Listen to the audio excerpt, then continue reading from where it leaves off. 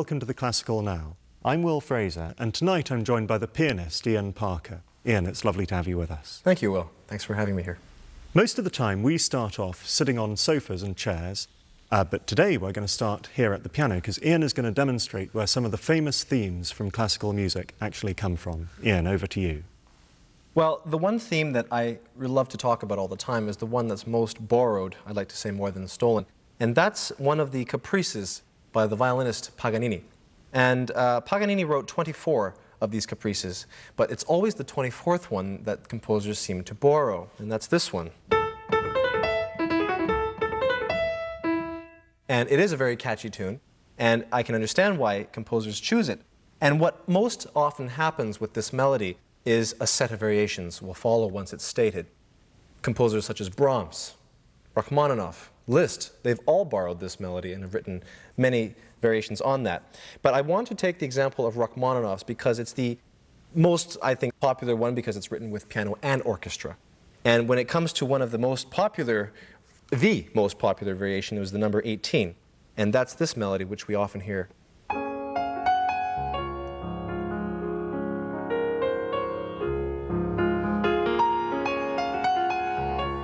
And we always hear this melody when you're on hold trying to book an air ticket or a train ticket or whatever it is. And many people ask, so where did Rachmaninoff get this melody? I mean, he borrowed Paganini's for the majority of the piece, but where did this one come from? And for the longest time, I didn't know what to say because people would often say, that's Sinatra's tune. I know he sang that. Well, no, Buddy Holly sang this tune. And I'll say, well, I, for the longest time, didn't know until finally someone pointed out something really great. The clue was, turn it upside down, Ian, and figure it out. So I said, okay. Upside down. And then I started playing that. And then I realized, wait a minute. And then move it up to here.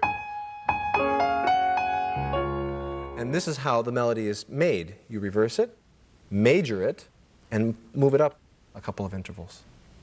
What about one of the pieces that you're playing on the show, the Liszt B minor Sonata? Does that have themes which work in this way? Great example, because for that piece, the piece starts right very near the beginning. There's this diabolical suggestion in the melody, and it goes like this.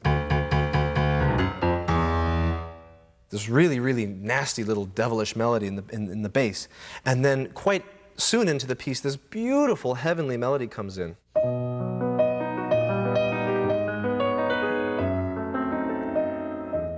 And, you know, these are two completely different melodies, and they're so beautiful. And then my professor again said to me, how are these two melodies related? I said, okay, come on, this has nothing to do with...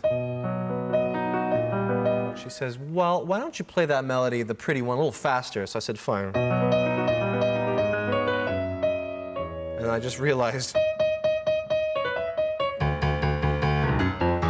the same melody. And for the longest time, I kept on telling my audience, hey, this is melody number 1, this is melody number 2. In fact, this is melody number 1A, and this is melody 1B. It's really the same melody. There's another example in the same piece, this really diabolical one. A really nasty melody, as you can tell. And it's related, if you hear this beautiful melody, which sounds like flutter, but if you really point out the key melody,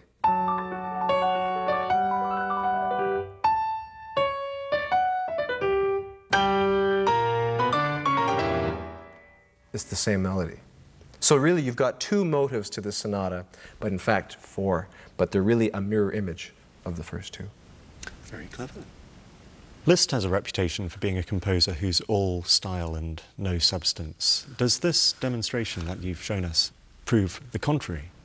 Well, when you're a pianist like him who has the ability to pull off some of the music that he wrote, why not be a flashy composer and pianist? But with examples like this, I mean, it really shows that the composer is a genius and has the ability to really show some of the most tender moments from some of the most intense moments.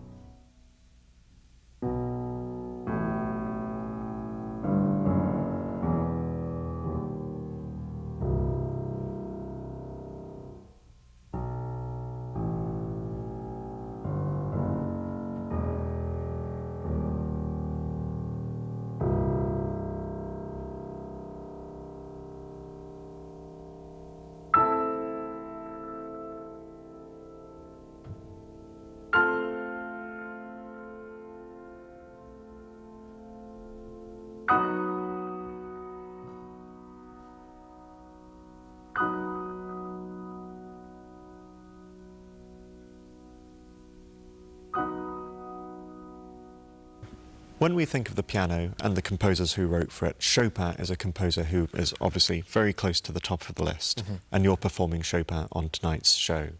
You've described him not just as a sort of archetypal piano composer, but as a poet of the piano. What do you mean by that? The poet of the piano, I think that term or slogan was given to him because his music, it is so luscious, it is so romantic, it does have some very lucid moments, but it's poetry. There are moments where he just plays with time and plays with harmonies like no composer ever has. And it's just like how a great poet would play with words. It's just amazing how he can make such harmonies and times and rhythms really work together. No other composer can do that. Was he a young man when he was writing this music? Well, the unfortunate thing about his music is a lot of it wasn't written down. He improvised so much of it, and I think that started from a very early age, and I think, yes, he was quite young when he did that.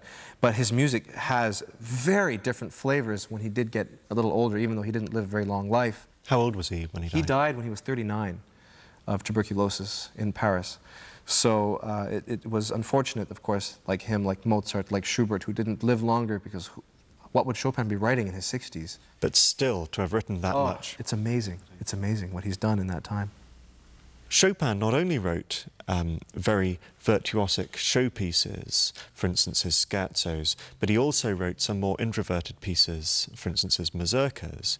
What is the difference between these two types of composition?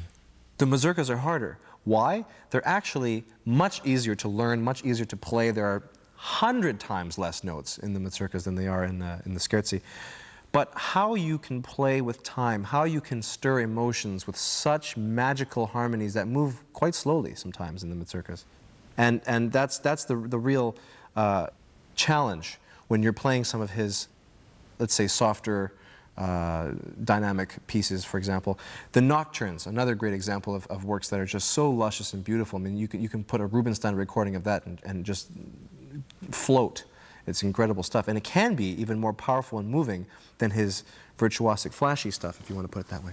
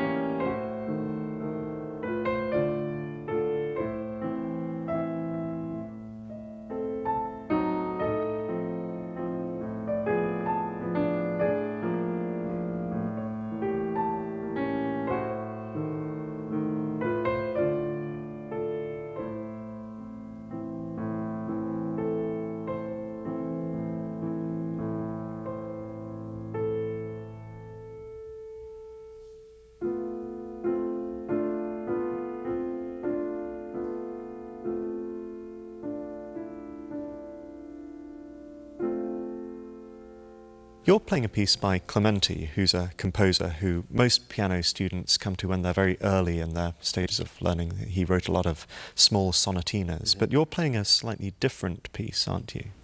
When I grew up in a house of hearing lessons all day, you can imagine how many sonatinas by Clementi I would hear. And some of them were actually my alarm clock, because it would be the same student every 7:30 morning on a Thursday that would play this Clementi sonatina. So I didn't know that he wrote anything else. And finally, I get to Juilliard, and my teacher says, okay, why don't we do some Clementi? And I'm thinking, was she kidding? Or am I really needing to start back to square one? And I said, well, I mean, I've kind of heard all the sonatinas. I don't really want to do those again. Plus, they're pretty easy. She says, that's all he wrote, you think?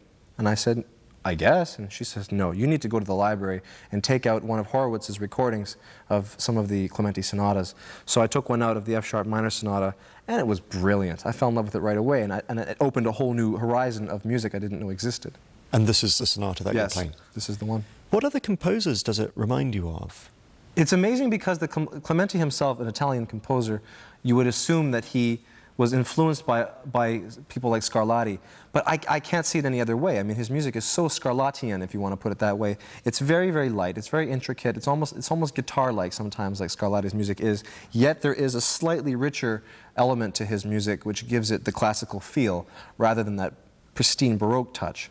And it also sounds a bit as if it could have been written a lot later, maybe in the late 19th century. I really agree with that, too. He broadens the rules, if you will, with some of the short sonatas that Clementi wrote. I mean, his sonata's obviously a lot bigger, but then you look at people like Brahms and Beethoven, some sonatas go for 35 minutes. Beethoven, there's one of them that goes for 45 minutes. So, I mean, they did widen the spectrum for these sonatas, but Clementi, I definitely think, has quite a variety of color with his music.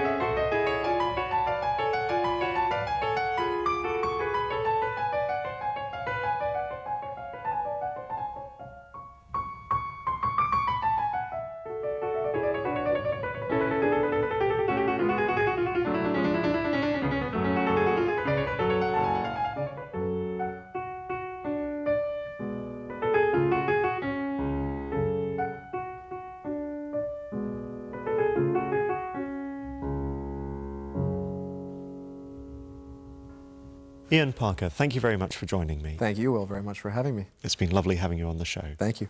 And thank you for watching. I'm Will Fraser, and remember, the future of classical music is now. Good night.